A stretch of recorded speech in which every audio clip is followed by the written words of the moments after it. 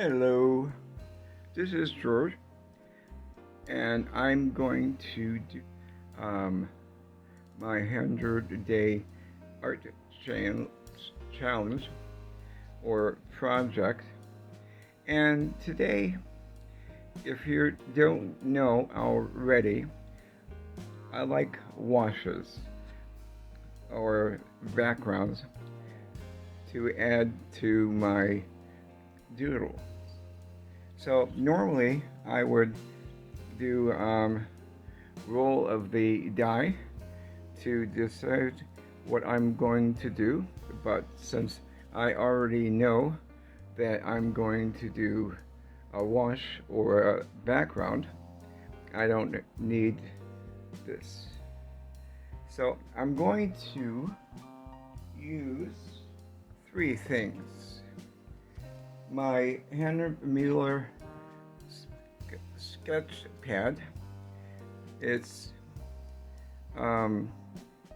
bamboo, but you can use it like watercolor. And the descriptions below will have my supplies I use today.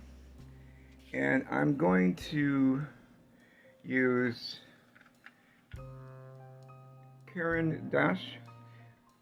It's from Geneva, kind of a international flair going here.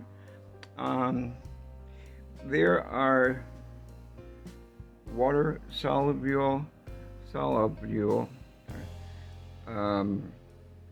crayons that when you apply the pigment or the crayon and then use a little bit of water, it activates it like watercolor. So I'm also going to try tin foil that I got from like piece of chocolate kisses, or in this case Easter eggs, but you can see the formations. I'm going to try it. If it works, great. If not, at least I know that it didn't work, because I like to experiment with my supplies to see if I can think outside of the box. So with Karen Dash, it's a crayon, and if you look, you have ridges that I made a map myself using an X-Acto blade like this.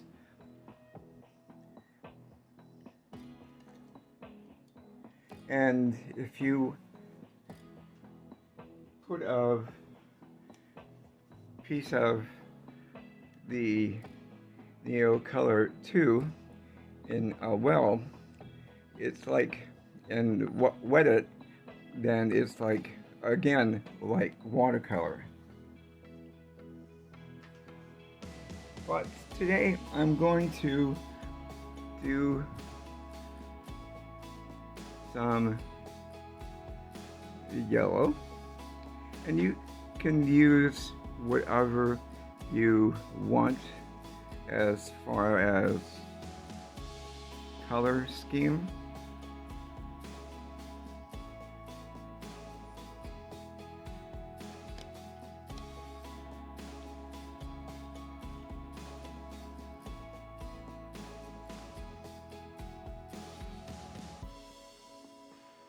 The good thing with Neo Color 2s, as depending upon how much water you use and scrubbing, you can still have a little bit of texture going on, like this one.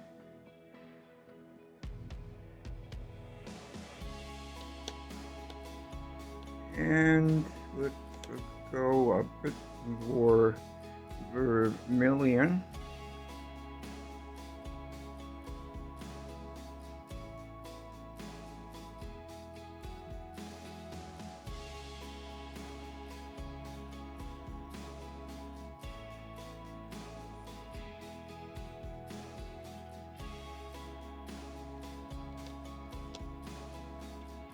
And let's go back in with the yellow.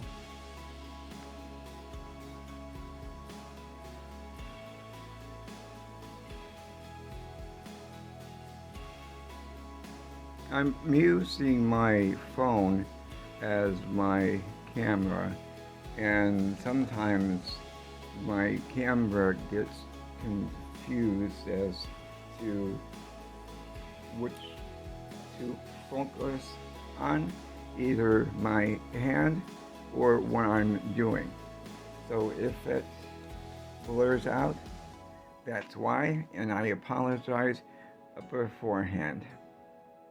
What is going to use this one from Princeton is a number 4, but I'm going to instead use my Mimic from, it's a number 10 round from Creative Mark.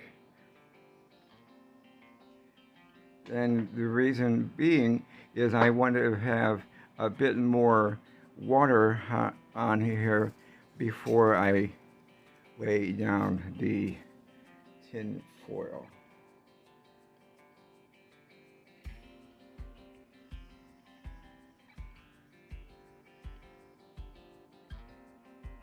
See how the colors come together and you have some lovely lines. Very cool.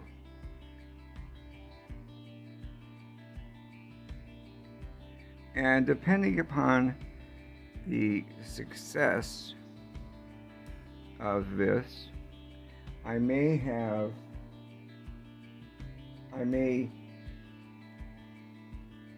photograph it and have it as a download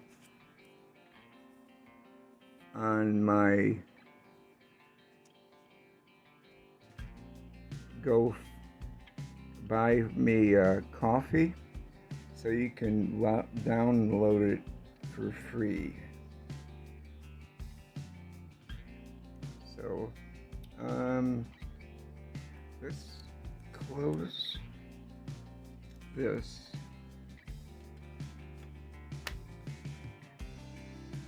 Put this on top, and I'll be back when I think it's dry. Okay, kind of dry. You can still see a little bit of wet here. As a warning, try and have the surface that you're going to press onto it be as clean as possible, because I have a little speck of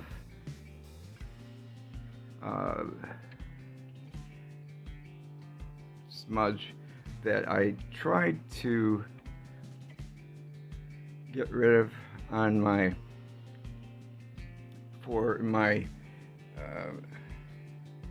needed eraser, but it kind of took up a little bit of color.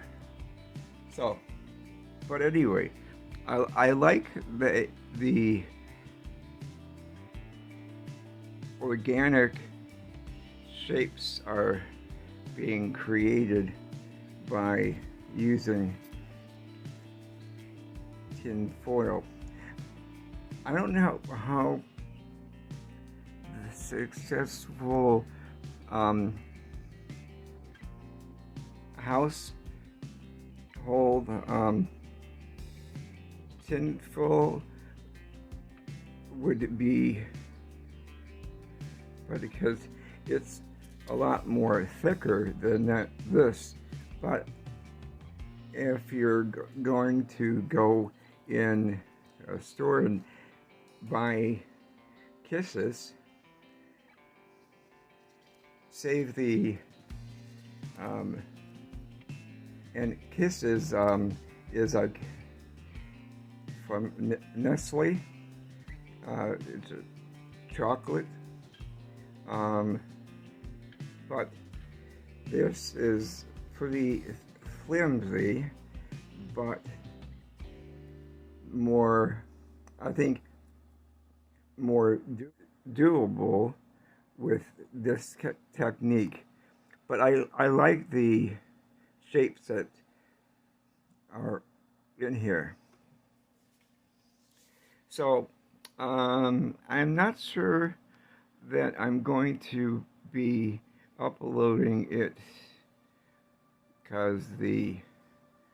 for the background, because it is not perfect. But I'll second see how it looks.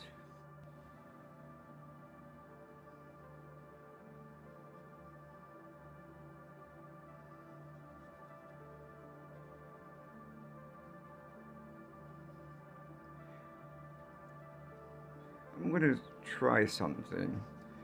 I'm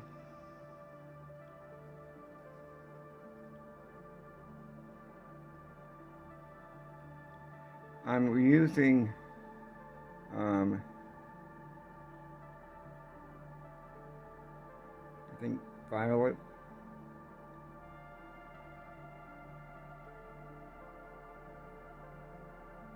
purple,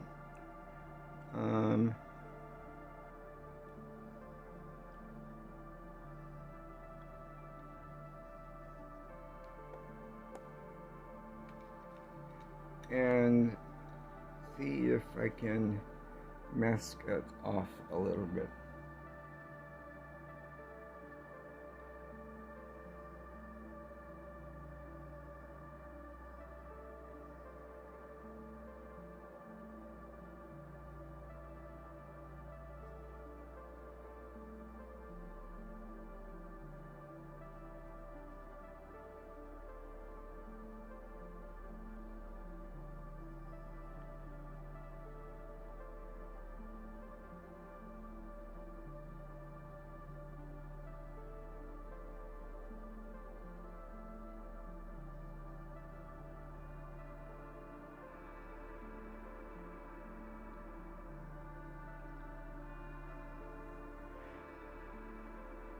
Kind of warms it up a bit more.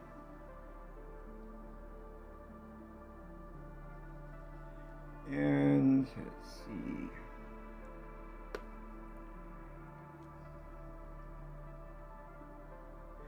see. Also, you can use nail color to directly on water.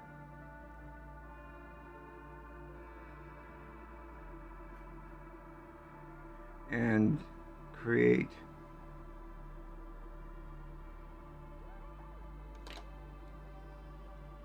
some pull effects.